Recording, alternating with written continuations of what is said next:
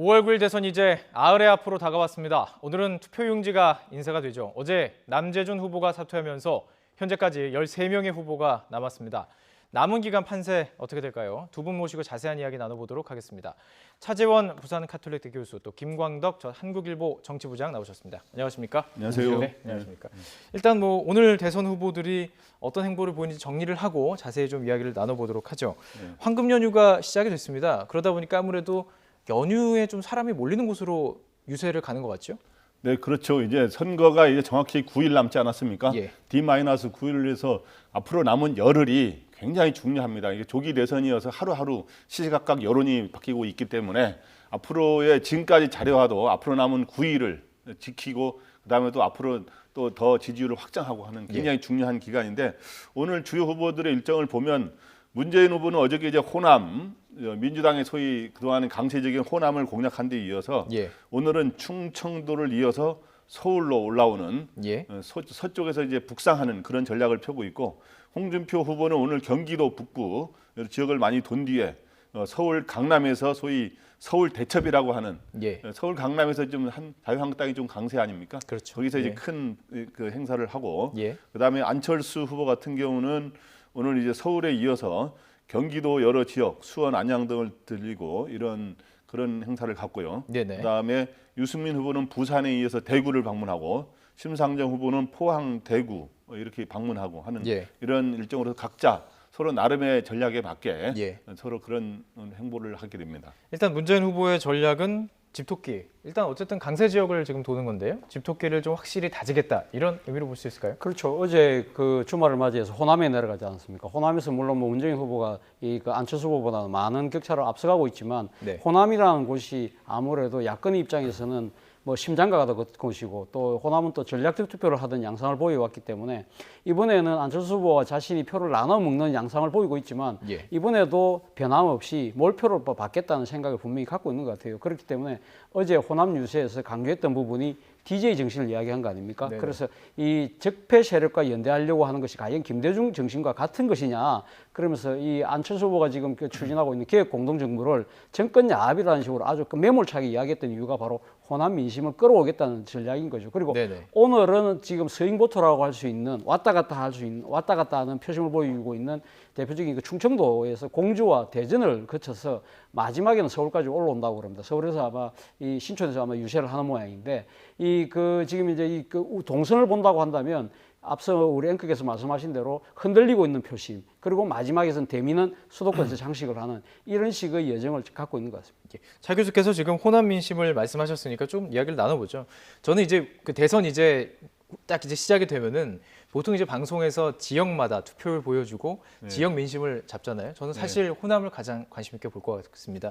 문재인 후보 쪽으로 가느냐, 안철수 후보 쪽으로 가느냐, 참 재밌는 투표 결과 아니겠습니까? 어떻게 보십니까? 그런 거죠. 그래서 현재 여론조사 상으로만 보면 문재인 후보가 다소 우위를 보이고 있는 건 사실입니다. 그런데 이제 호남의 지금 여론은 최근 한두 달 사이에 굉장히 여러 번 이렇게 소위 롤러코스터처럼 바뀌고 있는데 그건 뭐 여러 사람 사이가 아니라 문재인 후보와 안 후보 사이에서 한때는 문재인 후보가 앞선 경우가 더 많았습니다만 한때는 안 후보가 앞선 경우도 있었고요.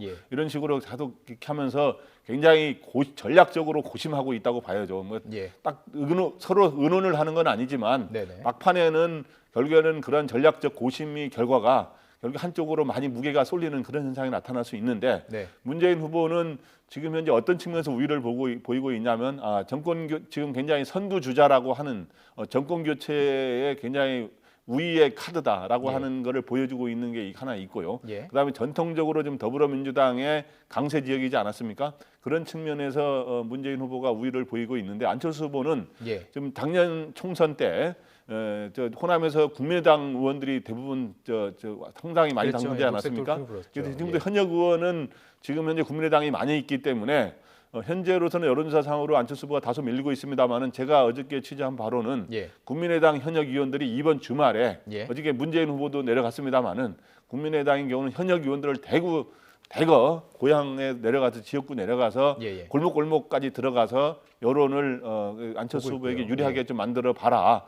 거기서 뭔가 반등의 소위 모멘텀을 찾자. 그래서 왜냐하면 이번에 김종인 후보하고 함께하는 소위 개혁 공동정부라는 걸 내세워서 이거 근데 그걸 갖고 이제 소위 반등의 모멘텀을 마련하려고 그러는데 예. 문재인 후보는 그걸 저지하기 위해서 소위 개혁 공동정부에 맞서서 통합정부라는 걸 이야기하면서 예. 개혁 공동정부는 오히려 정권이 야합이다라고 하면서 예. 굉장히 그걸 놓고 막판에 신경전을 벌이고 있습니다. 공동정부 얘기는 조금 이따 나눠보기로 하고요. 일단 여론조사 이야기를 좀 가지고 이야기를 좀 해보죠. 여론조사가 계속 지난주, 그러니까 이번 주죠. 한번 쭉 훑어보면은 이 지지율 1, 2위 격차가 네. 계속해서 벌어지고 있습니다. 네. 지금 저희들이 보여드리는 것은 한국갤럽 조사 자료인데요. 이 부분도 상당히 벌어졌고요. 자, 어떻게 보십니까? 안철수 후보의 지지율이요. 네. 한 6%포인트 정도 하락한 거죠?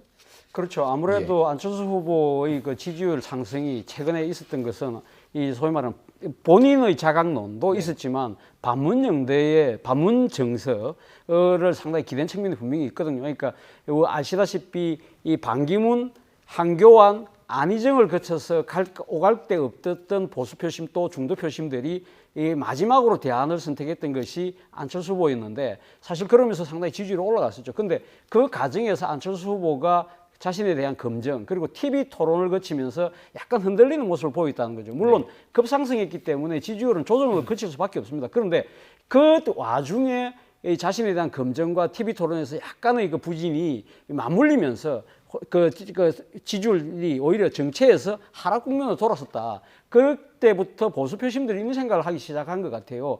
아, 우리는 이번에 정권 교체가 실패 안 된다고 그러니까 우리가 정권을 어차피 내줘야 된다고 상황이라고 한다면 그래도 조금 덜 나쁜 사람, 소위 말하는 작을 안철수 후보라고 생각했는데 문제는 안철수 후보가 자신이 선택했던 안철수 후보가 당선된다는 확신이 안 쓴다는 거죠. 지지율이 꺾이면서 확신이 안 되기 때문에. 그렇기 때문에 그러다 보니까 그렇다고 한다면 이 양이 이렇게 안 될 것 같으면 차라리 우리 정체성에 맞는 식으로 돌아가는 것이 낫지 않을까? 소위 말해 보수의 기소 본능이 지금 작동하고 있다. 그런 측면에서 본다고 한다면 안철수 후보 입장에서는 무엇보다도 지금 떠나고 있는 표심들에게 나를 찍으면 된다는 확신감을 분명히 심어줘야 됩니다. 바로 그 때문에 오늘 지금 안철수 후보가 이 김종인 전 민주당 비대위 대표를 나름대로 손을 잡고 개혁 공동정부를 하는 이유가 나를 찍으면 안정적으로 국정 운영도 할 수 있고 여러 세력들과 손을 잡고 할 수 있다는 그러한 나름대로 확신을 심어주려는 노력의 일환이 아닌가 하는 생각입니다. 차 교수께서는 지금 지지율 하락의 원인이 보수의 뭐 기소 본능이다 이렇게 표현해 주셨는데 동의하시는지 아니면 뭐 다른 이유가 있다고 보시는지요? 네, 그래서 결국엔 보수가 이제 소위 말해서 마음을 완전히 정하지 않은 보수의 부동표들이 움직이는 건데 그럼 그 이유가 뭐냐? 왜 보수의 부동표들이 움직이고 있느냐? 그건 크게 두 가지 아까도 얘기한 것지만 TV 토론과 그리고 네거티브 공세 속에서 TV 토론에서 안철수 후보가 하여튼 선전하지는 못하지 않았습니까? 그 측면이 하나 있고 또 하나는 네거티브 공세를 받았는데 네거티브 공세는 문재인 후보도 많이 받았습니다만은 문재인 후보는 그동안 지난 대선 때도 네거티브 공세를 한 적이 서로 공방을 벌인 적이 있기 때문에 이미 예방 주사를 많이 맞았어요. 문재인 후보는. 뭐가 제일 크다고 보십니까? 이제 그래서 TV 토론이 영향이 좀 더 크다고 보는데요. 이거로 인해서 이제 보수 부동표들이 지금 굉장히 고심하면서 안철수 후보가 이제 2주 연속 하락하는 추세인데 이제 그게 어떻게 됐냐면 그중에 절반은 부동표로 갔고 그중에 한 30-40%는 홍준표 후보에게 가는 그런 현상이 벌어졌는데 이제 부동표로 간 이 보수들의 표와 그동안 이미 안철수 후보의 입력표와 지금 홍준표 후보한테 간 표 이런 보수의 상당층이 굉장히 고심하다가 막판에 문재인 후보에게 누가 더 맞설 수가 있느냐라고 하는 고민을 하면서 그쪽으로 표를 많이 몰아줄 가능성이 높습니다. 그동안 저희들이 양강구도라는 표현 계속 해왔습니다. 이 양강구도는 뭐 이제 깨졌다 이렇게 볼 수 있을까요? 뭐 그렇게 단정적으로 이야기하기는 조금 어렵지 않을까 하는 생각입니다. 아직까지 뭐 지금 아흘이라는 시간이 선거 입장에서 선거를 치르는 입장에서 보면 상당히 긴 시간이 남아 있기 때문에 마지막에 많은 또 이게 그 변수들이 작동할 가능성이 큽니다. 물론 뭐 지금 당정적으로 지금 뭐 무슨 변수에서 판세가 뒤집혀진다고 이야기는 할 수 없지만 그러나 선거라는 것은 투표함 뚜껑을 열 때까지 결과를 아무도 지금 장담할 수 없는 상황이거든요. 그렇다고 한다면 안철수 후보가 지금 오늘 제가 앞서도 말씀드렸지만 김종인 전 그 민주당 그 대표와 손을 잡으면서 지금 사실상 추진하고 있는 것이 이 사실상의 그 단일화 내지는 연대 효과를 지금 하려는 거 아니겠습니까? 그러한 부분들이 과연 어떻게 작동할 것이냐의 부분이 있는 것이고요. 또 하나는 보면 과연 이러한 그런 움직임에 대해서 국민들이 진짜 안철수 후보가 이야기했던 국민들에 의한 단일화의 움직임이 만들어질 것이냐. 그런 것이 만약에 막판에 과시화된다고 한다면 상당히 판세가 출렁거릴 가능성이 있다. 또 하나의 측면은 제가 봤을 때는 문재인 후보 측에서도 결정적인 실수를 안 해야 된다는 거죠. 실수를 하지 않고 치명적인 자책골을 넣어서는 안 된다. 그리고 또 문재인 후보 입장에서 보면 상대나 다른 쪽에서 제기될 수 있는 결정적인 한 방이 혹시 있을 때 그걸 어떻게 잘 막아내느냐 이런 것들이 막판에 이 지금 이제 표심을 가를 수 있는 그래도 남아 있는 변수라면 변수랄 수 있지 않을까 생각입니다. 김종인 전 대표 이야기를 해주셨으니까요. 지금 막판 변수로 과연 어느 정도 이게 승부수가 정말 될 수 있을 거라고 보시는지요? 네, 안철수 후보 그 승부수가 될지 말지는 좀 지켜봐야 되는데 예. 안철수 후보로서는 지금 연속 2주 동안 하락세가인데 일단은 반등을 시키는 지지율을 그동안 당장 뭐 높이 올리지는 못하더라도 단 3, 4%라도 다시 상승세로 전환하는 계기를 마련하는 게 중요하거든요. 예. 그러니까 근데 여론조사가 매주 화요일 이번 주 화요일까지 조사한 것까지만 공개할 수가 있어요. 이번 주 화요일까지요? 예, 예. 그다음에 이제 결국에는 2, 3일밖에 안 남았죠. 결국에 근데 그 이후에는 소위 깜깜이 대선 때 5월 9일 때까지는 여론조사 실시한 게 공개될 수가 그렇죠. 없어요. 예. 그래서 이제 그 사이에 뭔가 반등했다는 걸 보여줘야 되는데 그 마지막 승부수라고 하는 게 뭐냐 하면 김종인 전 대표와 손을 잡고 하는 소위 개혁 공동정부를 만들겠다. 그리고 거기 준비위원장을 김종인 전 대표를 시키지 않았습니까? 그리고 오늘 뭐 맡겠다고 예, 김종인 전 얘기했고요. 대표가 당장 오늘 당장 경북지사를 만나면서 이제 여러 세력들하고 만나는 모습을 취하면서 우리는 집권하게 되면 소위 말해서 탄핵 반대 세력, 친박 핵심이죠. 반대 세력과 소위 패권 세력, 그건 친문 세력을 겨냥한 건데 그걸 제외한 모든 세력과 공동 정부를 구성해서 협치를 하겠다라고 예. 하는 게 이제 마지막 승부수라는데 이게 과연 반등의 계기가 되느냐 이게 중요한 변수가 될 것 같고요. 예. 그다음에 이 과정에서 지금 오늘 지금 아까 좀 전에 한 건 갤럽 여론조사인데 오늘 아침에 리얼미터 여론조사 이제 공개된 거에 보면 그렇죠. 예. 그거는 여러 가지 지금 여론조사 요건을 다 밝히지 못하니까 수치는 정확히 못 밝히겠습니다만은 거기서 홍준표 후보가 16% 이상으로 오르면서 네. 안 후보와 오차 범위 내 접전을 벌이는 거로 나왔거든요. 예. 그렇기 때문에 홍준표 후보의 좀 상승세가 어떻게 되느냐. 예. 그 다음에 아까 같지만은 선두 주자인 문재인 후보 같은 경우는 뭐 야구의 격언대로 끝날 때까지는 끝난 게 아니다라는 게 있지 않습니까? 수성한다는 게 간단한 것 같지만 또 여러 가지로 고려해야 될 점이 많습니다. 그래서 문재인 후보가 에러를 하지 않는 거 예. 이러한 것들이 있으면서 만에 하나 또 다른 돌발 외생 변수 이런 것들이 이제 어떻게 되느냐에 따라서 앞으로 나온 9일의 승부가 예. 결정이 된다 이렇게 봅니다. 말씀해주신 부분 뭐 설명드리죠. 문재인 후보가 42.6%, 안철수 후보가 20.9%, 홍준표 후보 16.7%고요. 리얼미터에서 조사를 했고요. CBS 노컷뉴스가 의뢰해서 한 거고요. 지난 27일에서 29일까지 전국 19세 이상 유권자 1,523명으로 대상으로 실시한 여론조사고 신뢰 수준 플러스 마이너스 2.5% 이렇게 나왔습니다. 중앙 여론조사 심의위원회 홈페이지를 참조하면 참조하시면 정확하게 볼 수가 있습니다. 말씀하셨기 때문에 제가 이제 설명을 해드린 거고요. 공동정부 이야기를 하셨는데요. 이 부분이 지금 문재인 후보도 공동정부 이야기를 했고 토론 과정에서도 이야기를 했습니다. 그런데 이야기가 조금 다릅니다. 문재인 후보는 과거 그 함께 있었던 뿌리 또 그리고 진보 진영에 같이 있었던 곳에 대해서 얘기했고요. 안철수 후보는 얘기가 좀 달랐습니다. 지금 그래픽으로도 좀 설명이 되고 있는데요. 그래서 바로 이 부분에 대해서 안철수 후보는 문재인 후보의 통합정부 구성은 뭐 민주당 내에서 끼리끼리 나눠 먹자는 것이다 이렇게 비판을 했습니다. 자, 두 후보의 연대 범위 어떻게 보십니까? 물론 뭐 지금 안철수 후보가 이야기하는 민주당 내에서 끼리끼리 해먹자 나눠 먹는 거 아니냐고 지금 그 주장을 하고 있는 거 아닙니까? 그렇기 때문에 안철수 후보 입장에서는 이 과거 같이 했던 그 민주당뿐만 아니라 더 나아가서 예를 들면 자유한국당 세력하고도 손을 잡을 수 있는데 문제는 자유한국당 내에 있는 친박, 강성 친박은 제외하는 그리고 또 더불어민주당 내에도 같이 하지만 그 중에서도 아주 강성 친문, 친노 계열은 제외하는 소위 말해서 비패권 세력들과의 연대라는 거죠. 그러면 그 과정에는 당연히 바른정당도 들어갈 수밖에 없는 거고요. 그런 식으로 하는 이유는 지금 있는 원내 의석이 지금 그 40석에 불과하지 않습니까? 그렇기 때문에 본인이 집권하고 난 뒤에 지금 사실 국정을 안정적으로 운영할 수 있느냐에 대한 불안감을 해소할 수도 있는 거고요. 또 한편으로는 이 소위 말해서 아까 그 민주당끼리 나눠 먹는다는 것 자체가 문재인 후보는 일종의 팽가르기 리더십을 갖고 있다고 한다면 나는 포용적 리더십을 갖고 있다. 이제는 대화, 그러니까 대결과 이 갈등이 아니라 이제는 대화 타협의 정치를 해야 된다는 그런 예, 리더십을 내세우겠다는 의미인 거죠.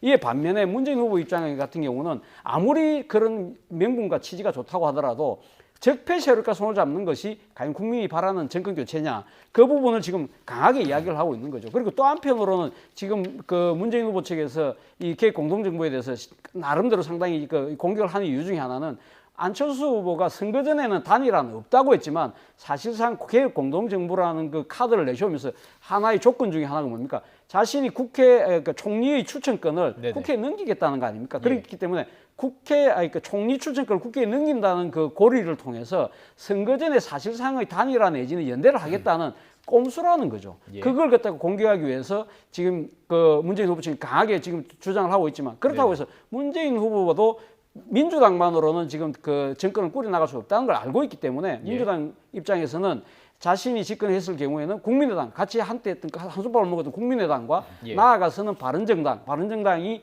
반성과 사과를 전제로 한 그러한 식의 아마 지금 연대까지 생각하고 있고 당장은 자유한국당은 일단 논외로 두고 있는 것 같습니다. 그렇습니다. 자, 지금 저 궁금한 건 그 국민이요. 이 공동정부에 대해서 물론 지역마다 뭐 편차는 있겠지만요. 공동정부, 통합정부에 대해서 받아들이는 어떤 피부에 받아들이는 정도는 어느 정도 좀 호소력이 있다고 보십니까? 근데 지역마다 차이가 있을 수 있죠. 그러니까 지금 안철수 후보와 김종인 전 대표가 손을 잡고 추진하는 소위 개혁 공동정부라고 하는 것은 과거에 공동정부라는 게 김대중, 김종필 소위 단일화, DJP 연대에서 했을 때가 공동정부라는 말을 구상하지 않았습니까? 거기서 바로 DJP 정신을 잇는다라고 하는 걸 강조하기 위한 측면이 좀 있습니다. 사실은. 그래서 개혁 공동정부라는 용어를 표현하고 있고 문재인 후보 같은 경우는 이제 통합정부라는 용어를 쓰고 있는데 왜 그럼 이 두 사람이 이런 거를 하고 있느냐? 둘 다 의석이 과반 의석이 안 됩니다. 지금 민주당 같은 경우는 119석밖에 안 되고 국민의당은 이번에 추가로 최명길 의원이 가서 40명 의석밖에 안 되기 때문에 그런 거를 소위 커버하기 위한 그런 게 하나 있고 또 하나는 과거의 대선에도 뭔가 막판에 손을 잡고 연대하고 자꾸 자기의 어떤 연대의 범위를 넓히려는 세력들이 승리를 했어요. 과거의 대선에서.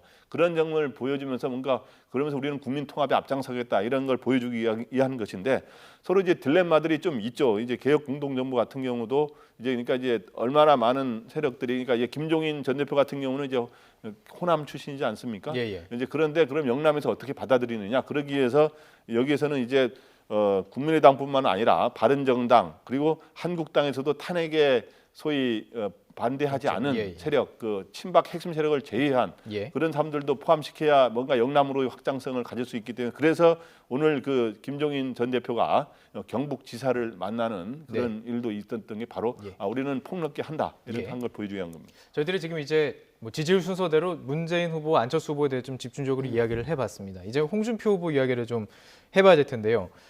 어제 아들 결혼식이었습니다. 참석 안 했다고 그러던데요. 네, 어저께 아들 결혼식인데 참석을 안 하면은 그 홍준표 후보들도 보느라고 너무 많은 사람들이 와서 정치적 논란을 빚는 거 아닙니까? 그래서 아마 안 했을 텐데 저는 지난해 가을에 정해졌기 때문에 취소하기 그래서 결혼식을 치렀다는데 그래도 취소하는 게 더 낫지 않았냐 생각을 하고 그 대신에 이제 부산 경남 지역을 찾아가지고 자기가 경남지사 했던 얼마 전까지 하지 않았습니까? 그래서 지금 대구 경북에서는 홍준표 후보의 지지율이 많이 상승을 했어요. 근데 이제 부산 경남인 경우는 이제 문재인 후보 같은 경우도 강세이고 또 안철수 후보도 그게 고향이고 그래서 소위 세 사람이 다 경남이 고향, 경남과 부산의 정치적 고향을 두고 있기 때문에 세 사람의 싸움이 치열한 데 가서 이제 부산에도 좀 바람을 일으켜보겠다 이런 식으로 간 거로 보입니다. 그 지금 뭐 SNS에 세월호 관련 글을 올리기도 했습니다. 그 내용을 보면요.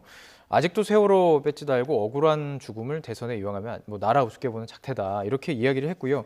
토론회 과정도 지켜보면 보수 쪽에서도 상당히 좀 강력한 그 색깔을 가지고 계신 분들이 좋아할 만한 이야기들을 계속해서 던졌습니다. 그렇죠. 뭐 홍준표 후보의 세월호 어제 그 SNS 글은 뭐 상당수 국민들은 동의하지 않을지 모릅니다만 그 홍준표 후보 입장에서는 나름대로 전략적인 하나의 그 포지셔닝이죠. 그러니까 홍준표 후보가 아마 말씀하신 대로 TV 토론 지금 5번 하면서 자신은 딱 그 겨누고 있는 딱 타겟성이 분명합니다. 강성노조, 뭐 국보법, 대북 송금, 나아가서 동성애까지 이야기를 하면서 보수의 편식을 건드리면서 보수의 적통은 나다는 것을 분명히 부각시키는 그러한 걸 보이고 있는 거죠. 그리고 유세도 보면 말이죠. 이 지금 TK 대구 경북 지역에 집중적으로 유세를 지금 4번 정도 벌써 갔거든요. 그리고 가면서도 또 여러 가지 또 이 그 메시지를 발하는 것도 보면 예. 박구미의 박정희 이 전 대통령 생가를 찾아간다든지, 그리고 서울에 올라와서도 상암동에 있는 바로 존경하는 분도 박정희 그렇죠. 대통령. 박정희 대통령 기념 도서관에 가서 예. 또 박정희 전 대통령을 또 상당히 존경한다는 메시지를 계속적으로 내고, 그런 식으로 하는 거 보면은, 그러니까 홍준표 후보 입장에서는 왜 지금 보수표만 끌어모아도 자신 된다고 생각하는 거죠. 왜냐하면 천하 삼분지기라는 거죠. 그러니까 이 문재인 후보와 안철수 후보가 소위 말해서 그 야권의 뿌리가 같기 때문에 이 표를 나누고, 그리고 자신은 구여권의 표만 끌어모으면 네. 이 그 3등분 할 경우에는 보수 표심으로 충분히 이길 수 있다. 그러면서 본인은 지금 뭘 이야기를 하냐면, 아무래도 아직도 오차 범위 내이긴 하지만 아직도 지금 이해다툼을 하고 있는 거 아닙니까? 그렇기 때문에 본인 스스로가 문재인 후보의 대항마는 나다. 그래서 어제 유시에서 그 이야기했습니다. 영화에서 나오는 한 대사를 인용했죠. 나는 한 사람만 분명히 팬다. 예. 그러면서 이 자신이 문재인 후보를 그 잡을 수 있는 유일한 후보라는 걸 갖다가 이야기하면서 보수의 표심에게 예. 적극적으로 다가가는 그러한 이 지금 선거 전략을 쓰고 있는 것 같습니다. 이 선거 전략이 일단 지금까지는 먹혔다고 평가할 수가 있겠죠? 네, 홍준표 예. 후보의 이제 전략은 일단은 보수표를 확실하게 잡자. 예. 그래서 원래는 뭐 지지율이 처음에는 뭐 10%도 안 되고 5% 전후였지 않습니까? 자, 지금 실제로 보충 지지율 추이를 저희가 그래픽으로 보여드리고 있습니다. 문재인 후보는 그대로예요. 근데 안철수 후보의 지지율은 떨어지고 홍준표 후보의 지지율은 오르고 있습니다. 예. 네, 그래서 그 보수층을 겨냥한, 그러니까 외연 확장보다는 보수층을 반드시 먼저 잡자, 집토끼를 잡자 하는 전략 속에서 소위 본인도 문재인 후보가 쓰는 단어인 적폐 세력이라고 해가 규정을 해서 적폐 세력을 아까 말했지만 강성 귀족 노조, 예. TV 톤 때마다 그 단어를 여러 번 구사하잖아요. 예. 그 다음에 뭐 전교조, 그 다음에 뭐 종북 세력, 이 사람들이 저는 그게 동의하는 건 아닙니다만은 이 하여튼 홍준표 후보는 이거를 새 세력을 적폐 세력이라 그러면서 굉장히 타겟팅만 이렇게 하는 계속 집중 공격하는 그런 것 속에서 예. 전통적인 보수층의 지지를 끌어올려서 현재는 이제 보수층 사이에서의 지지가 한때는 안철수 후보가 제일 높았습니다만은 그렇죠. 지금은 오히려 안철수 후보를 제치고 홍준표 후보가 보수층 내에서의 지지는 제일 높은 거로 지금 올라서는 가고 있는 단계다, 예. 이렇게 보입니다. 이 대구 경북 지지율이 그럼에도 불구하고 아직 확실한 지지 후보가 있다. 왜냐면 과거랑 비교해 봤을 때요. 그렇죠. 그렇게 표현할 수가 없습니다. 지금 저희들이 비디오 파일로 준비를 해봤는데요. 이게 지금 대구 경북 지지율 추인데요. 문재인 후보가 지금 가장 높습니다. 이제 순서대로 문재인, 안철수, 홍준표, 심상정, 유승민 후보 이렇게 지금 나오고 있습니다. 어떻게 해석을 할 수 있을까요? 사실은 이번 예. 그 대선 자체가 거의 여당 후보와 야당 후보의 그 대결이 아니지 않습니까? 그러니까 여당 후보와 야당 후보의 대결 같은 경우는 예를 들면 TK는 여당 후보를 물고, 그리고 지금 그 호남은 야당 후보를 미는 그런 식의 전통적인 선거 대결 구도 자체가 무너졌기 때문에 그런 거죠. 그러니까 그러니까 TK의 입장에서 본다고 한다면 사실 딱 그 자신들의 입맛이 맞는 후보가 아직까지는 정확하게 부각되지 않고 있다는 거죠. 그래서 예. 앞서도 제가 말씀드렸지만 이 그 한때 반기문 유엔 사무총장이 갔던 그 표심이 흘러서 안철수 후보에게 갔지만 안철수 후보가 이 뚜렷한 승리에 대한 확신을 심어주지 못했다는 거죠. 그리고 또 그 와중에 TV 토론을 거치면서 여러 가지 정체성 논란도 빚었지 않았습니까? 그러다 보니까 이 상당한 표들이, 그중에서 안철수 후보 쪽에서 나온 표들이 홍준표 후보에게도 흘러갔지만 예. 또 아직까지는 부동층으로 흘러나가는, 예. 그래서 아직까지 부동층 표심이 그대로 남아있다는 거죠. 자, 그렇다고 한다면 안철수 후보에게도 홍준표에게도 다 아직은 기회가 있다고 볼 수 있는 거겠죠. 예. 지금 남아있는 나흘 동안 누가 그럼 지금 이제 부동층에 가 있는 표심을 땡겨오느냐, 예. 이 싸움에서 상당히 나름대로 승기를 잡는다고 한다면 예. 결국은 소위 말해 무너진 양강구도를 보고 나면서 마지막까지 한번 겨뤄볼 수 있는 그런 단 한 번의 찬스는 남아있지 않나 생각합니다. 차 교수께서는 안철수 후보의 정체성 뭐 흔들린 얘기를 했는데 사실 그거는 호남에서 사실은 더 많은 표가 빠질 거로 예상이 됐었는데 대구 경북 지지율에서도 움직임이 있네요. 어떻게 보십니까? 예. 네, 안철수 후보의 이제 지지율이 떨어진 건 아까 제가 TV 토론이 요인이 컸다 그랬는데 예. TV 토론에서 토론을 잘하냐 못하냐 그것도 있지만 예. 말을 잘하냐 못하냐보다 어찌 보면 더 중요했던 것은 거기에서 상대 후보들이 대북 송금에 대해서 어떻게 생각하느냐, 햇볕 정책에 대해서 어떻게 생각하느냐, 여러 가지 이 보수와 진보를 가를 수 있는 많은 질문들이 있지 않았습니까? 이거에 대해서 안철수 후보가 사실 어찌 보면은 정확하게 어느 한쪽을 확실하게 입장을 대변을 못했어요. 그 과정에서 소위 그런 데서 대구 경북의 이 민심이 예. 우리 보수를 확실하게 대변하는 거 아니지 않느냐라고 하는 이런 예. 측면도 있고, 또 하나는 지지율이 어떻든 약간의 하락세를 보이는 게 또 같이 어우러지면서 네. 지지가 대구 경북에서 좀 떨어지는 그런 현상이 나타났던. 예. 예.